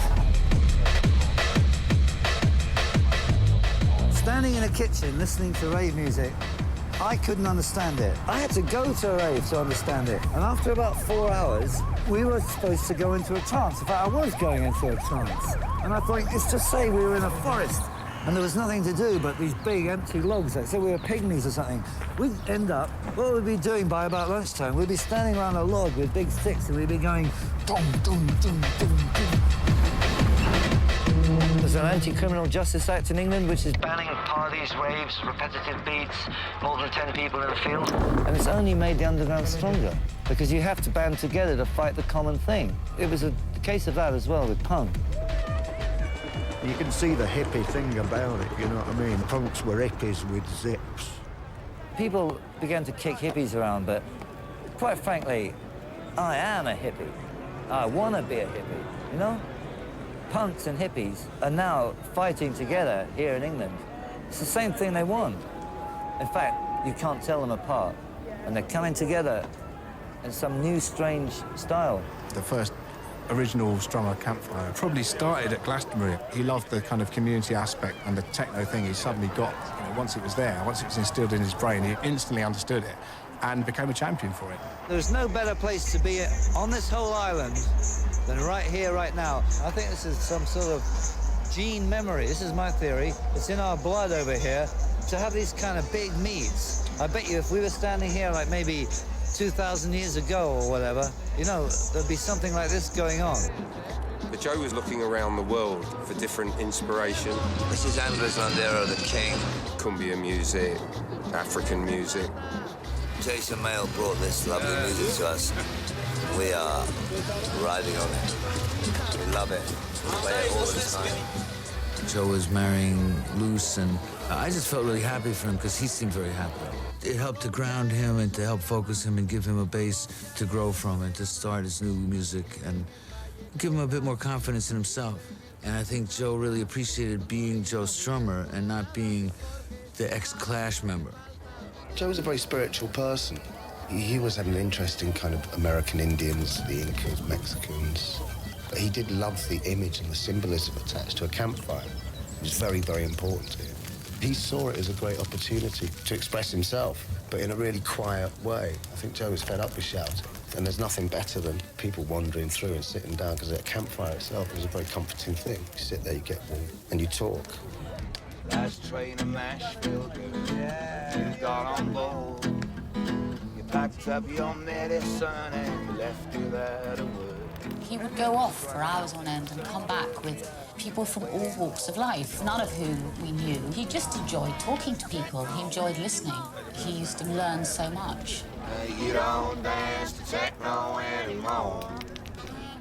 He was always thinking of other people all the time, like extra tense, extra sleeping bags for everyone. It was an extension of the whole ethos of Glastonbury. For him, it was a form of alternative living with your friends. In Rastafari, we say more fire, and it's not supposed to be a violent thing. It's about purging and cleansing and rebirth and rising phoenix-like out of the ashes. So maybe that's what he was tuned into.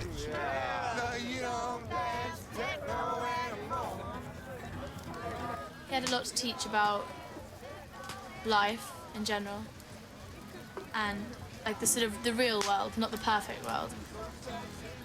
Well, Joe's campfire was utopian. It was re-exploring the rules, re-exploring how you can make music, and it's like going back to the Druids. Yet the experience was pushing the envelope, trying to find something new. Well, we hadn't seen each other for nearly 25 years, and Joe bumped into my daughter, and he gave her a note, and it just said, "Nothing's changed. We're all old hippies at heart. Come and have a campfire." Campfires opened up the idea to Joe that he could form another band. That it didn't have to be Clash-type music, that it could be an amalgamation of everything that he listened to. It gave him the confidence to think, hey, maybe I can find like-minded people to play with me. Joe challenged you and he provoked you. In fact, the last time I saw Joe, I had an argument with him because he was trying to tell me not to stop smoking. If you took cigarettes away from the 20th century, we wouldn't have any of the writers you go on about or anybody worships. Just would not exist, and I want this acknowledged. In fact, I think non-smokers should be barred from buying any product that a smoker created. We spent a long time trying to get Joe back on the road. We're talking about 2 years here. I mean, it started off, we were trying to get him to reform the Clash, but he was really adamant that he would not go back out on the road again. If there was no toe tapper or no body shaker, boy, you need to see the Undertaker. That was Andres Landero, El Rey del Accordion. I had my daughter on my shoulders.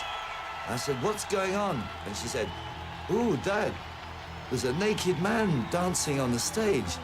So I said, "Let me see." So I threw her on the ground and stood on her recumbent body so I could see. And this is my first glimpse of Anthony again.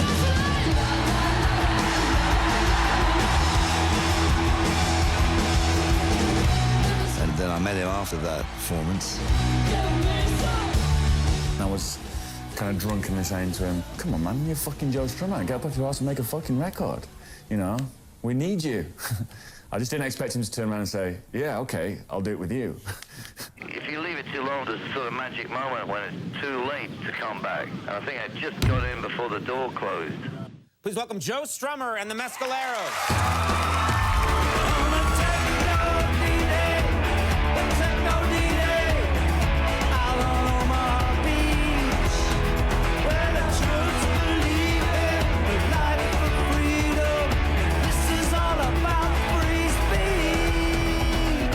He hadn't been on the road for a long, long time.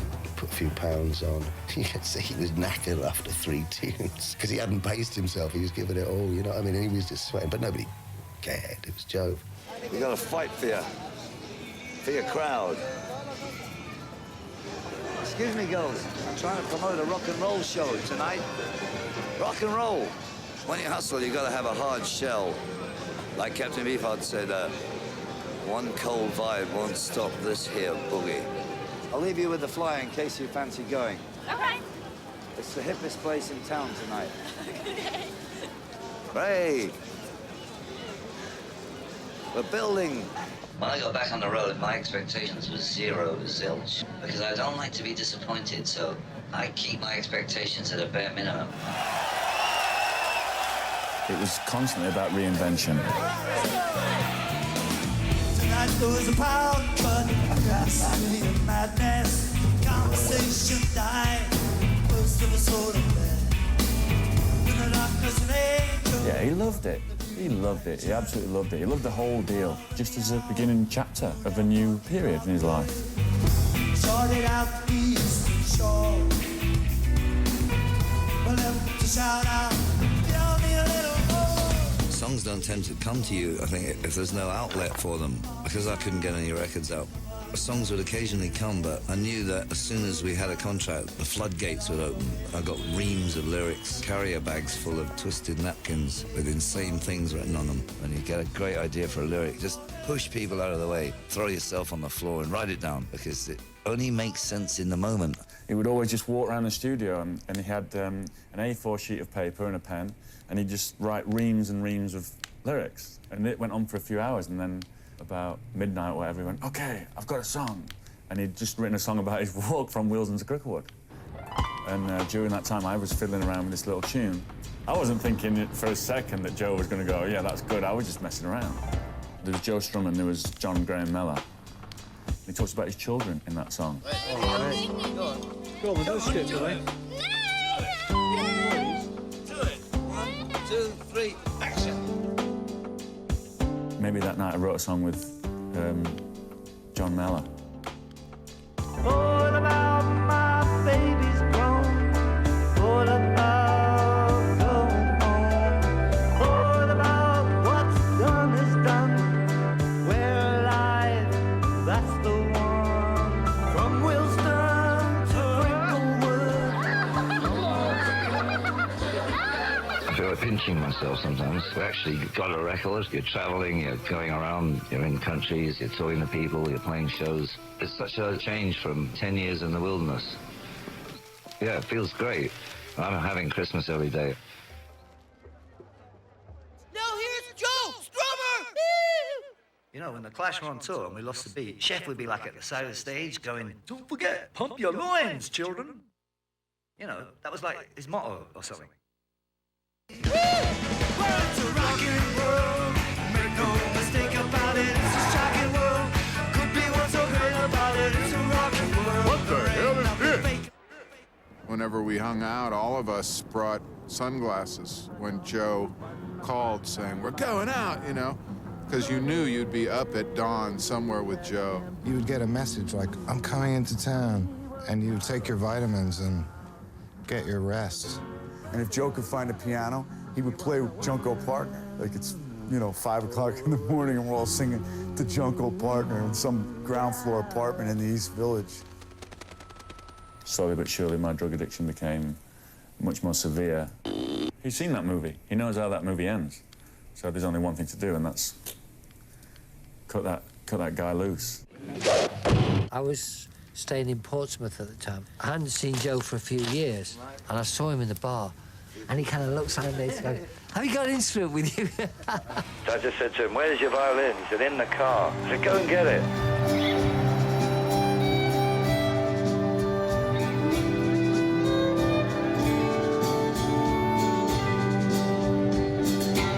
And then we did like every gig after that. Which part of life do we find the truth? Is it the beginning, the middle, or the end? Or is it all quasi-truth? I approach everything in my life with a punk rock attitude. In fact, punk rock means exemplary manners to your fellow human being. I have a record program on the World Service. I just play records for half an hour. When I asked how many people are listening to the slot, they flicked through a book. They said 40 million.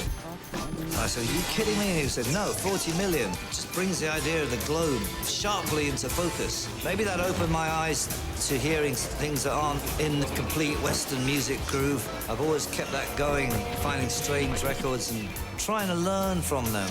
So it's not to keep it too narrow, because if you keep it very narrow, it's going to kill the life in the music.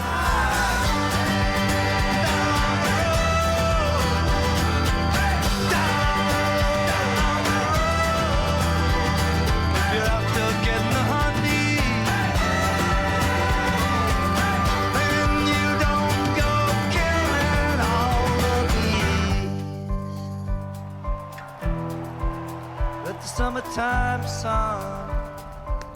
I saw Joe play it with the Mescaleros quite a bit. I remember it being just blissful. There wasn't anywhere else on the planet I could conceivably want to be.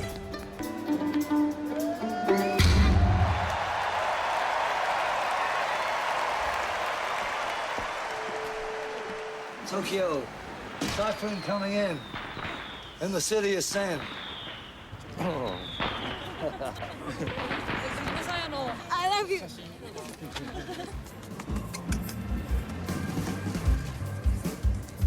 I think he knew he had something else to do, and he hadn't found it. And then with the Mescaleros, he found what he wanted to do again. I think it was as important to him as the Clash. I don't have any message except don't forget you're alive, because sometimes when you walk around the city or when you yourself are in a bad mood, you can think, hey, wait a minute, we're alive. You know, we don't know what the next second will bring.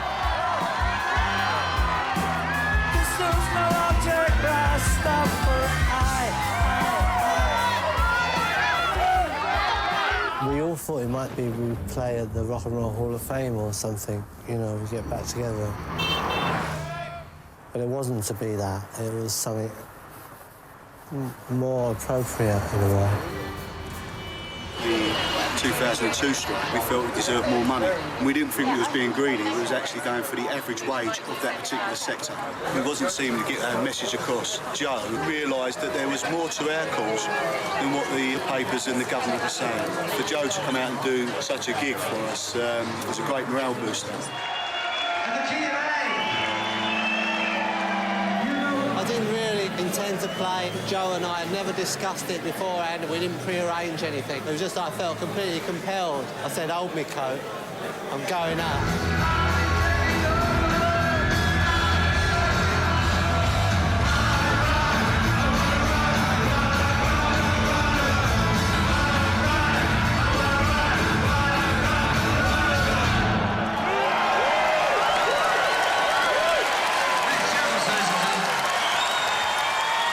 That was actually the first time that Mick and Joe had appeared on stage together since the breakup of the Clash. It was just kind of cool because they did it for the firemen and not because somebody paid them £2 million. And that's the end of the first series of Joe Strummer's London Calling. And if you want a second series, please write in. In fact, I'm not even going to wait for you to write in. I'm going to kick off the second series right now. Let it roll with Nina Simone.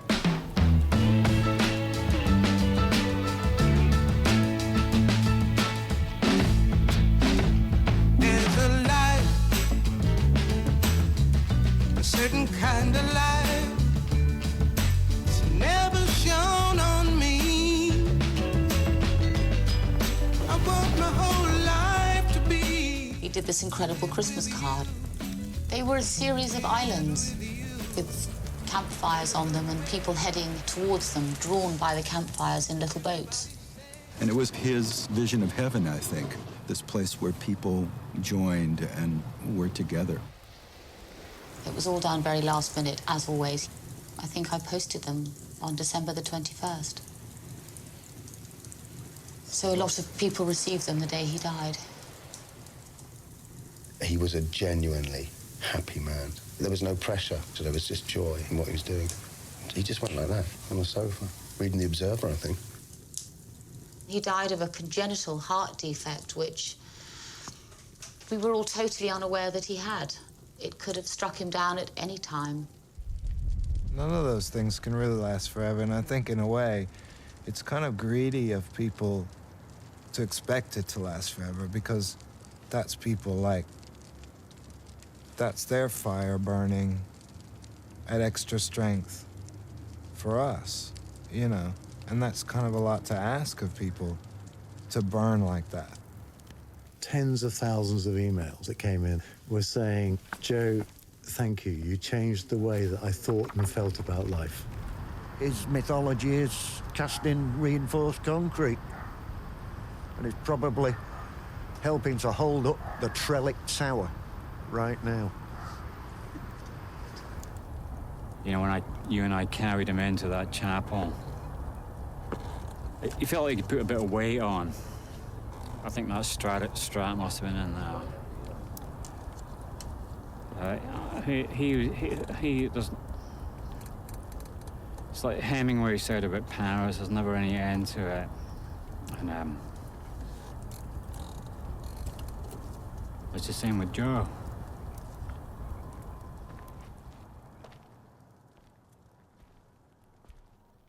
And so now I'd like to say, people can change anything they want to.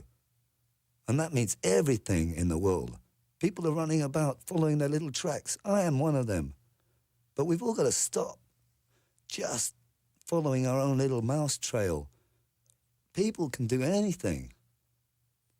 This is something that I'm beginning to learn. People are out there doing bad things to each other. It's because they've been dehumanized. It's time to take the humanity back into the center of the ring and follow that for a time. Greed, it ain't going anywhere. They should have that in a big billboard across Times Square. Without people, you're nothing. That's my spiel.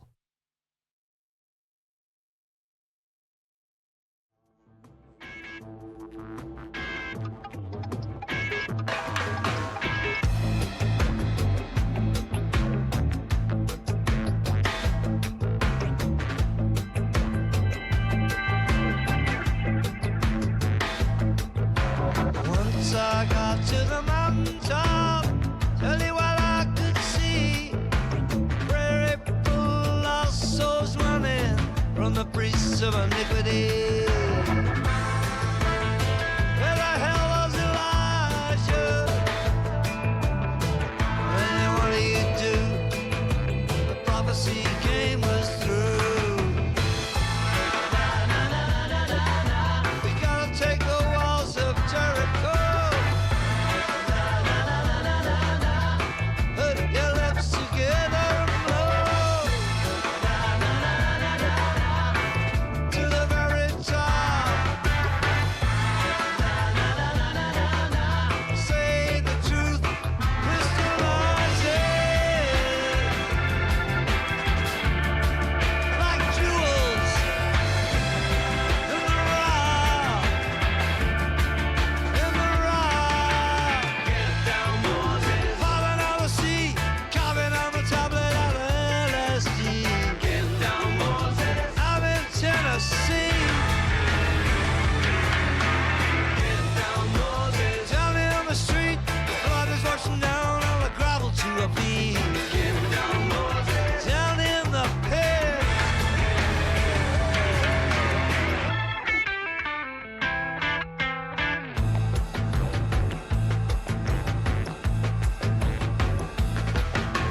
Lying in a dream, across the battlefield, crashing on a downtown strip.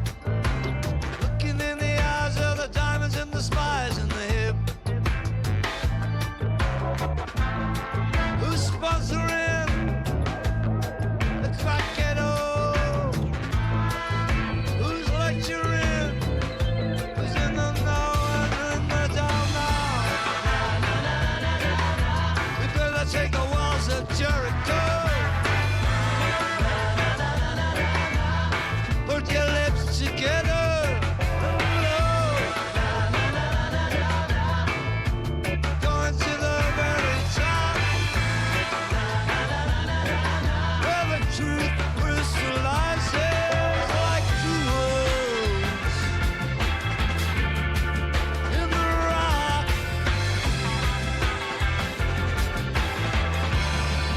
In the rock. From the eagle's ivory, you gotta make a new friend out of old enemy. Back in Tennessee. Down with the dreads, got a lot of reasoning in a dread head. Down in the street.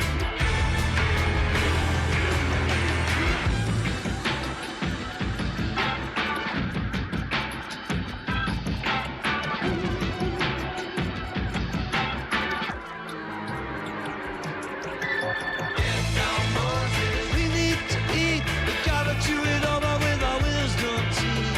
Get down, Moses. Chuffing.